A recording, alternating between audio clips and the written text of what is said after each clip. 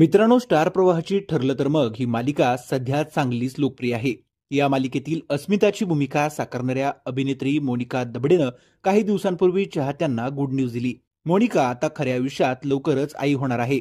अभिनेत्रीनं काही दिवसांपूर्वीच पती चिन्मय कुलकर्णीसह फोटो शेअर करत ही आनंदाची बातमी आपल्या चाहत्यांना दिली होती. एप्रिल 2025 मध्ये हे जोडपं बाळाचं स्वागत करणार असल्याचं मोनिकानं सांगितलं होतं. आता नुकतंच अभिनेत्रीचं डोहाळ जेवण पार पडलं आहे. मोनिकानं डोहाळ जेवणासाठी खास तयारी केली होती. सुंदर अशी साडी, त्यावर फुलांचे दागिने, नाकात नथ, साडीवर आई असं नाव लिहिलेला बॅच, असा सुंदर लुक अभिनेत्रीनं डोहाळ जेवणासाठी केला होता. मोनिकाच्या बेबी शॉवर लुकची पहिली झलक तिच्या मेकअप आर्टिस्टनं सोशल मीडियावर शेअर केली होती. यात अभिनेत्री म्हणते, तुम्ही सगळे ठरलं तर मग मध्ये मला बघतच आहात.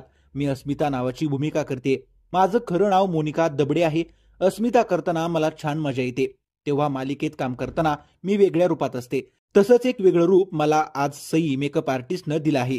आज माझं डोहाळ जेवण आहे. मला 7वा महिना लागला आहे. खूप छान वाटतंय, असं म्हणत अभिनेत्रीनं आपल्या भावना व्यक्त केल्या आहेत.